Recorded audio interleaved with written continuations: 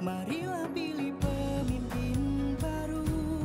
Selum-keman pemilih, KIP Aceh menggelar tahapan pendaftaran bakal pasangan calon gubernur dan wakil gubernur Aceh tahun 2024 pada tanggal 27 sampai dengan 29 Agustus 2024 di kantor KIP Aceh.